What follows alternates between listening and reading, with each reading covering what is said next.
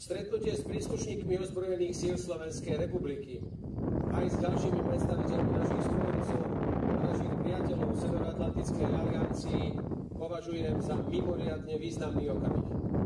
Je to príležitosť, aby som sa aj ako ich vrchný veliteľ presvedčil, že ozbrojené sily sú pripravené plniť svoje poslanie, brániť suverenitu Slovenska, chrániť bezpečnosť jeho obyvateľov a tiež spolupracovať priamo v teréne s našimi spojencami a priateľmi zo Severoatlantickej aliancie. V dnešných napätých časoch je zároveň našou povinnosťou vyslať i smerom k slovenskej verejnosti signál, že sa opierame o spoľahlivé a pevné bezpečnostné záruky, ktoré nám poskytuje aktívna účasť na systéme kolektívnej obrany. O tom, aké veľké a komplexné cvičenie je Slovak Shield, svedčí nie len viac než 1000 účastníkov, ale aj pestrosť v zastúpení jednotlivých krajín. Teším sa, že tu môžem vidieť našich susedov z Česka, Maďarska a Poľska, členov Národnej gardy amerického štátu Indiana, českých, španielských a rumunských príslušníkov mnohonárodnej brigády pôsobiacej na našom území, ako aj pozorovateľov z Gruzínska. V tejto pestrosti a rôznosti spočíva jednota a z tejto jednoty pramení aj naša sila.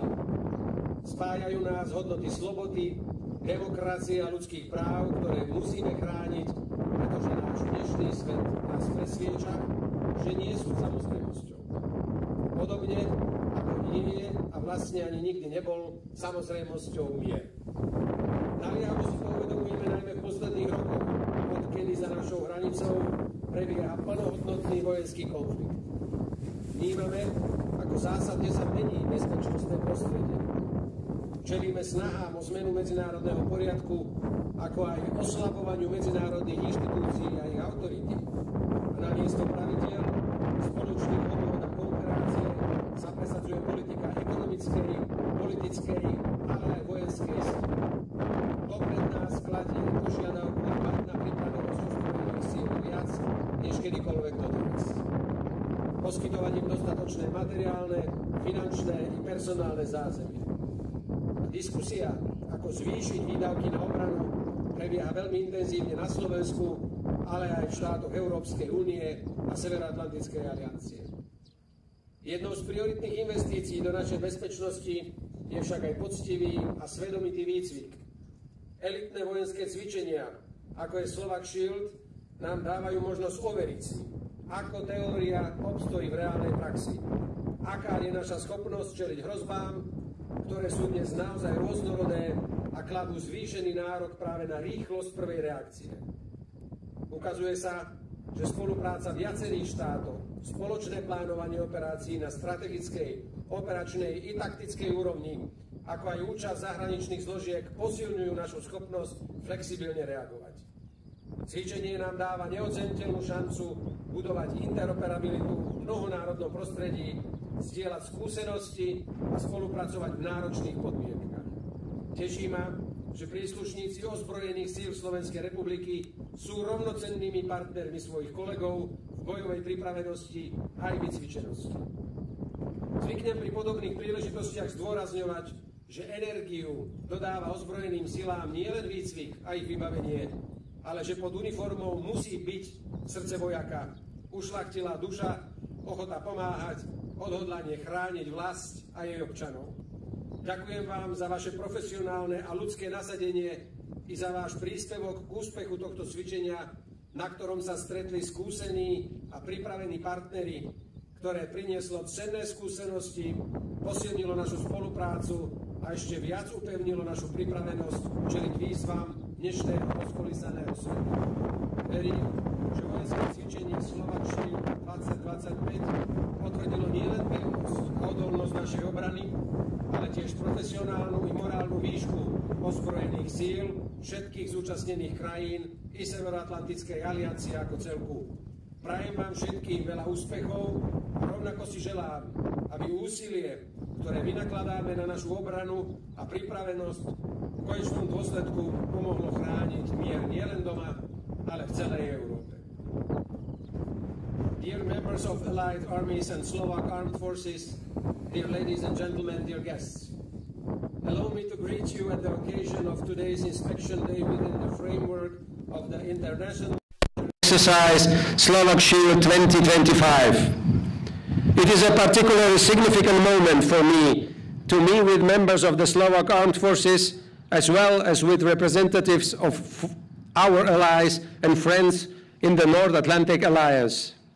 It is an opportunity for me as the Commander-in-Chief of the Slovak Armed Forces to witness the level of readiness of Slovak Armed Forces, whose mission is to defend Slovakia's sovereignty and protect the safety of its citizens, as well as the ability of Slovak Armed Forces to cooperate with our allies directly in the battlefield. In today's tense times, it is also our duty to send a signal to the public that we rely on reliable and solid security guarantees provided by active participation in the collective defense system. Slovak Shield is a complex exercise that is demonstrated not only by the participation of over 1,000 participants, but also by the diversity of participating countries. I am glad to meet our neighbors from the Czech Republic, Hungary, and Poland, as well as members of the National Guard of the U.S. state of Indiana, Czech, Spanish, and Romanian members of the multinational brigade operating on our territory, and observers from Georgia. We are united by the values of freedom, democracy, and human rights. Values and peace we must protect, as today's world constantly reminds us that they are not to be taken for granted. This reality has become especially urgent in recent years, ever since a full-scale military conflict erupted in Ukraine. Suddenly, we perceive how dramatically the security environment is changing. We are facing efforts to change the international order and to weaken the authority of international institutions. Instead of rules, common values, and cooperation, a policy of economic, political, and military power is being promoted. Armed forces readiness is more important than ever. It is essential to provide them with sufficient material, financial, and personal support. The discussion on how to increase defense spending is taking place very intensively in Slovakia, as well as in the European Union and NATO countries. However, one of the most important investments in our security is honest and regular training. Military exercises like Slovak Shield give us the opportunity to test how theory works in practice. They show us our ability to respond to threats which are increasingly diverse today and which demand faster response. It is clear that cooperation among multiple countries, joint operational planning of strategic, operational, and tactical levels, as well as the involvement of foreign units, all strengthen our capacity to respond flexibly. The exercise also provides an invaluable opportunity to build interoperability in a multinational environment, to share experiences, and to cooperate under challenging conditions. I am pleased that the members of the Slovak Armed Forces are equal partners to their colleagues in combat readiness and training. On similar occasions, I often emphasize that the armed forces are not powered solely by training and equipment. Beneath the uniform, there must be the heart of a soldier, a noble soul, a willingness to help, and a determination to defend the homeland and its citizens. Thank you for your commitment and for your contribution to the success of this exercise that brought together experienced and capable partners, provide valuable insights, strengthen our cooperation, and further reinforce our readiness to face the challenges of today's turbulent world. I believe that this military exercise confirmed not only the strength and resilience of our defense, but also the professional and moral value of the armed forces of all participating countries and the North Atlantic Alliance as a whole. I wish you success, and I hope that your efforts will ultimately help to protect peace in Europe. Thank you very much. Ďakujem, pán prezident, za